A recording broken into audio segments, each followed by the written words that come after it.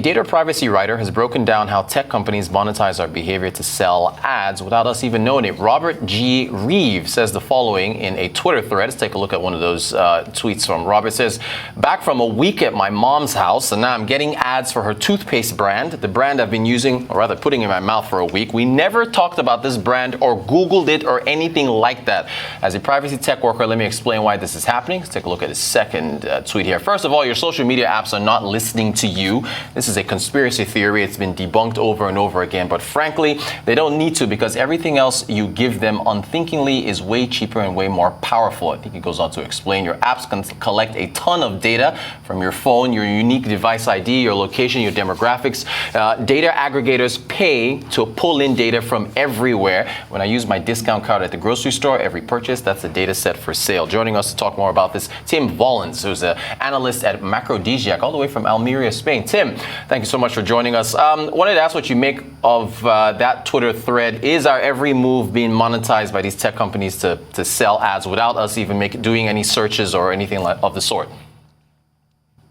I don't think it's just specifically to sell ads. It's big data that they're after. What they try and do is build a profile of people and their behaviour, their things, because you see, the problem that they had, if you sort of take it back in time a little way, is they used to do surveys and things like this to try and collect data before the internet, and they found that people didn't really know what they wanted from these surveys. They'd ask them, they'd then make the product based on what people had told them, and the product just wouldn't sell. It didn't turn out to be what people were looking for at all. So unknowingly now, based on our behaviour and tracking us and bringing all of this stuff in from the early loyalty cards that we saw as well, many years ago, they're able to build up these profiles of us on aggregates rather than, I think a lot of people are really quite worried about the privacy as on an individual level, but really what they're doing is they're building up an aggregate picture of the consumer and how they can sell things to them and what they're actually, the products and services they're looking for and what they're kind of missing in their lives. That's more what it's about than adverts. Thanks. And it seems like Apple has a way to stop this, but Facebook has been pushing back. How do you think that's going to play out over time? Again, it's the different. You've got to look at the different. When we look at these tech companies, they've all got different motivations. So if you take Apple, Apple's got their own ecosystem. They sell products and services. They don't really make any money from advertising at all. Their money is in providing the platform, providing the hardware and everything there. Whereas if you take someone like Facebook, obviously, I think it's about 98% of their revenues come from advertising. So what you kind of got is this conflict between them where they don't have the same interests. So whilst Apple can stop that on their own platform, obviously Facebook is still going to be bringing in the data from all other kind of places. And I think in the end, they will probably come to some kind of soft arrangement between them just to resolve it, amicably and make sure that, that Apple users are being notified that they're being tracked, if you like, that they're, in some sort of soft language way that allows everyone to carry on doing what they're doing. Thank you so much. I want to move to Amazon and MGM. What do you make of the purchase? Do you think Jeff Bezos' bet is going to pay off? Definitely. But I don't think his bet is to break Hollywood. I think his bet is actually more to do with Amazon Prime and building up the brand there. We've seen that he's also, aside from the MGM purchase, they've been doing a lot in sports over recent times as well and adding sports to the streaming services as well. And there was some Morgan Stanley research, I think it was last year, where they tracked the Amazon Prime users, and they found that on average, Amazon Prime users spent $3,000 per year on Amazon, whereas non-Prime users only spent half that. So from Amazon's perspective, what they're doing is they're using obviously the Prime, the core business is the e-commerce and the associated businesses and third parties that they're selling with there. But then they're also using Amazon Prime as a kind of accelerant for that core business, and obviously bringing in revenues and sort of making sure that they keep their place, shall we say, at the head of the table or near the head of the table with Netflix as providing this prime content and this premium content for people as another way to bring them into that ecosystem. And what about cinemas? Do you think they're, because a lot of these movies now are being released simultaneously in theaters and on streaming platforms. Do you think they're going to, recover from the pandemic, or are we just now used to this new normal of streaming films at home? No, I think people still like to go out. We've especially with all the time we spend at home now.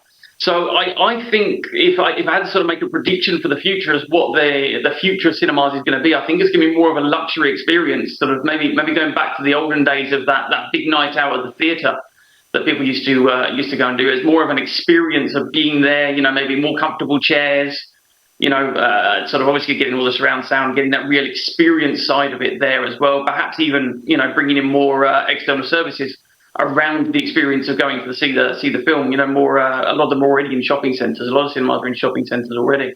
So I think making it that sort of wholesome experience, that's the future for cinemas. If they just try and put every film in there all the time and do volume, I don't think they'll do it. I think again they'll have to sort of upgrade the offering.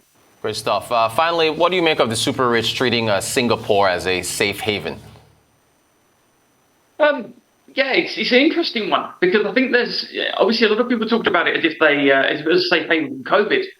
But I think you also have to look at what's going on over in China with Hong Kong as well. There's a lot of wealthy Chinese that were, and other nationalities as well that were using Hong Kong as a kind of bridge into China.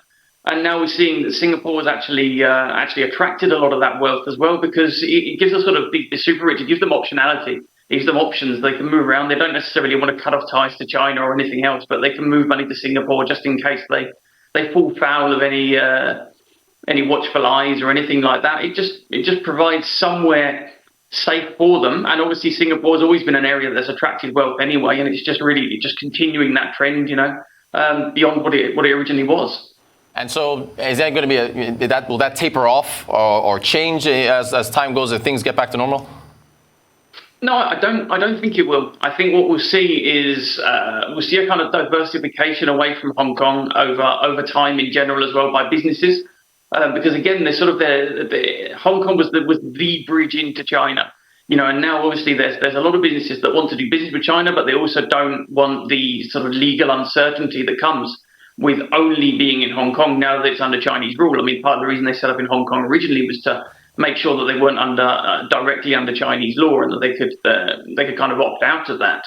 I think it was actually Wells Fargo who are looking to open another office over there in their Asian unit as well in Singapore, and I think we'll see more of that kind of thing. That move across, not instead of Hong Kong, but as well as in terms of people, in terms of businesses, everything. Tim Vollans, analyst with Macrodesiac, thank you so much for joining us. Really appreciate your insights.